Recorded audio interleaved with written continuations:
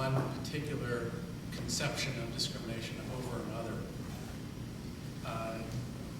There are reasonable arguments on both sides, but if you frame the question differently, to say ultimately these are all mechanisms for achieving equal opportunity, and then have a fight about what exactly that contested phrase means, then it's not really an either-or kind of either-or decision. Now, is that academic enough for you? This is a sort of long question, but on page 20 of the majority, that an employer can act for a good reason or a bad reason, so long as it is not discriminatory, and that the plaintiff must prove discrimination. Sure. That language in that decision, honestly, I felt particularly vindicated my position, especially in light of the fact that we had Second Circuit opinions, particularly one from Judge Calabresi, that claimed that I had waived the mixed motives doctrine or mixed motives claim, and that was the basis for a refusal to consider the case. I think whoever asked that question misunderstands what the court was saying. I think you're getting hung up on the term discrimination. Note that the word discriminate or discrimination does not appear in Title VII, okay? All Title VII says is that no one, actually it does, no one shall be discriminated. Shall be discriminated against in terms of conditions of employment because of race, okay? And what New Haven was arguing in this case, his interesting question was, we weren't discriminating on account of race. We were just concerned about disparate impact. And to the extent that we had to keep in mind or consider the race of the successful candidates, it's only because, and we based our decision on whether to fill these jobs, and we based our decision to deny these men these promotions on our concerns about disparate impact. That's not discrimination. But what the Supreme Court was saying, which is what I said all along, what do you mean by discrimination? Discrimination does not necessarily mean an evil intent, okay? For example, you remember some cases where employers who have the best of intentions but denied, let's say denied a sales position on an auto dealership floor because given the demographics of the area, they feel that their customers, because their customers are racist, might not react well to a black salesman and might in fact be more comfortable with someone of their own race. The employer it doesn't intend to discriminate against anybody. He's just trying to place that person in a certain job in the area where he won't have to confront racists. And every court that's confronted such a scenario has said, we don't care if you have good intentions. You're not going to indulge the racist attitudes of your customers. You may not assign that person to this job or that job because of his race. So to discriminate in employment means to hire, promote, assign, and so forth based on race. It doesn't matter whether you're a good or evil person or whether your intentions are good or bad. That's what the court was saying. That there's no question New Haven discriminated. They against the statute that prohibits consideration of race, they considered the race of the top candidates. The transcript to which Mr. Bolden referred has his predecessor in office saying, oh my God, you can't promote these people essentially. They're all white. And that is an overt consideration of the race of the applicants and the making of a decision on whether to hire them based on that. What the court said is, it doesn't matter whether you were well intended. That is discrimination. That's what it means to discriminate. It means to take into consideration the race of this person versus the race of that person. So that's what the court was saying. Let me just clarify one thing there. In terms of, like I said there in my comments, the ultimate decision here was made by the Civil Service Board. And, if anyone wants to look at the 5 days of hearing transcripts, I would defy you to find any sort of reference to race by any of the members of the Civil Service Board and how they deliberated and made their decisions. So I want to make some comments about this because I actually think this is one of the fundamental issues in this opinion, and the one that I'm certainly going to inflict on my law students and law professors around the country will do the same. So I just want to make a couple of comments without giving too much of the game away, just in case someone wants to answer in the audience. First, the trouble hearing. Oh yeah, trouble hearing. Okay, so.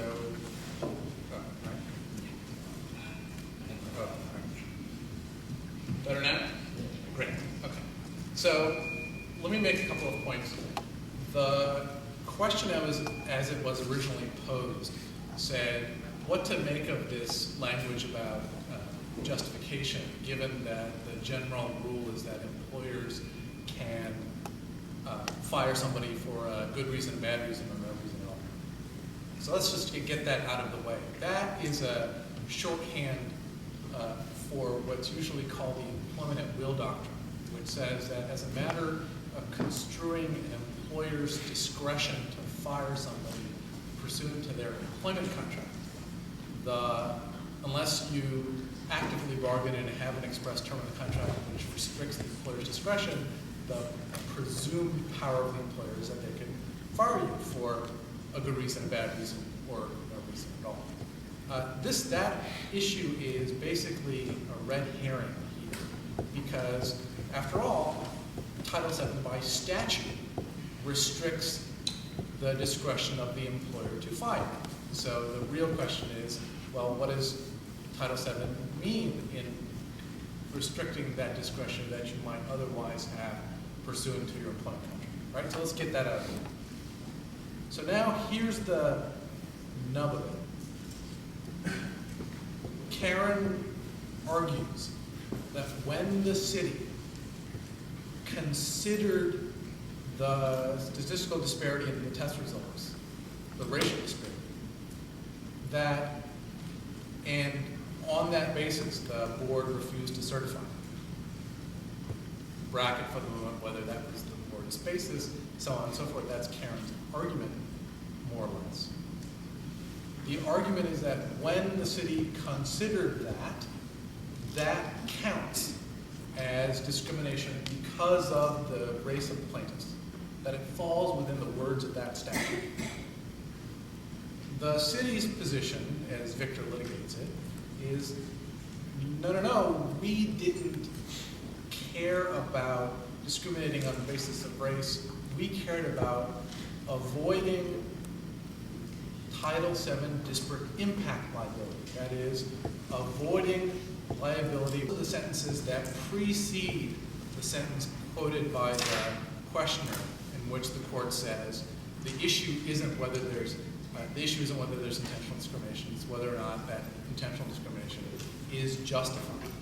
Right? This is why the strong basis of evidence rule is a justification, a defense, something which excuses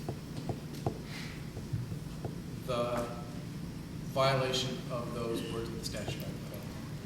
Right? So that's the fight. Let me be bold and say there is no obvious answer to that question of statutory interpretation.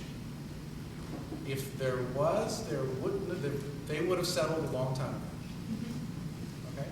But which interpretation best accords with the words of the statute and the purposes of Title VII as it was enacted in '64 and amended in '91? Well, that's the next one.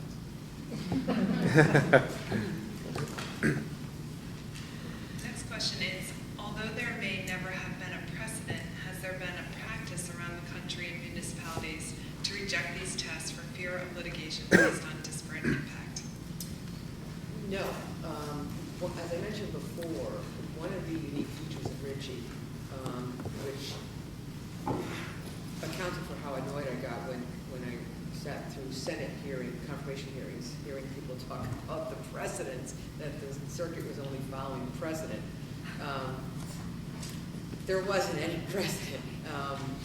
And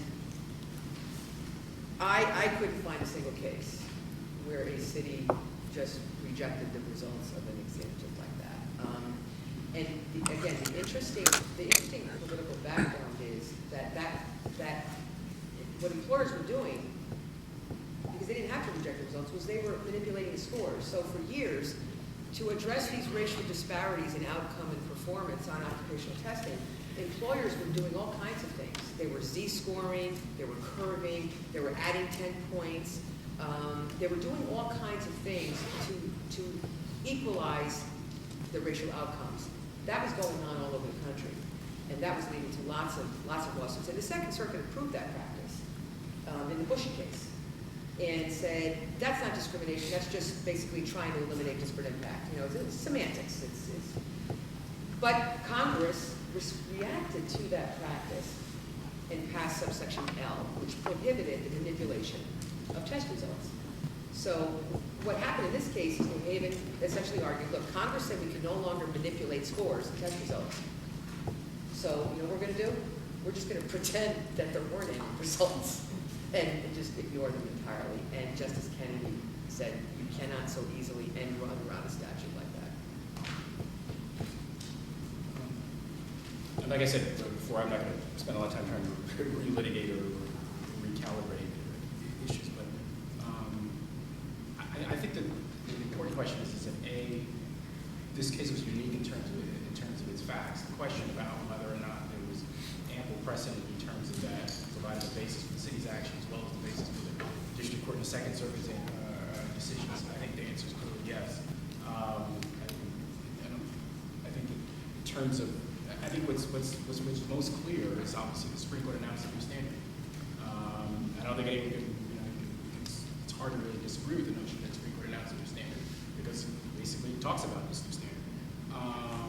And so I think that shows that what you have is really a decision itself that is clear as precedent. If I could just add, I don't think, I completely disagree with the Supreme Court announcing a new standard. The fact is that the district court in this case announced a new standard. The district court essentially amended Title VII with a ruling that had absolutely no precedent.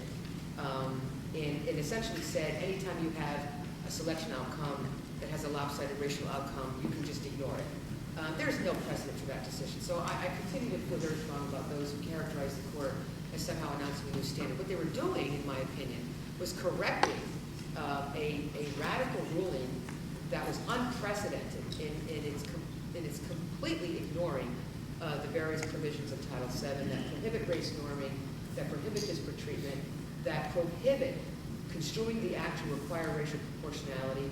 And we even, if you look at the ruling, what does the district court talk about? The need for diversity and role models were things the court considered in its decision. Well, the Supreme Court, 15 years ago, specifically instructed district courts that diversity is not a proper consideration under Title VII, and also minority role models. The Supreme Court explicitly rejected the need or desire for minority role models as an appropriate consideration in Title VII. So what do you do with a district court? Against clear Supreme Court precedent, you have a district court that just acts like it never happened and said, well, diversity and minority role models are important. So all the precedent was on the side of the firefighters. We had a very, very big departure from established Title VII jurisprudence. We have a Supreme Court that corrected it. So I don't like to hear that the Supreme Court, sort of amended Title VII or announced a new law. They didn't. They were correcting a failure to respect and adhere to that law as already written. With that, I'm sure there are many more questions in the audience. What we'd like to do before closing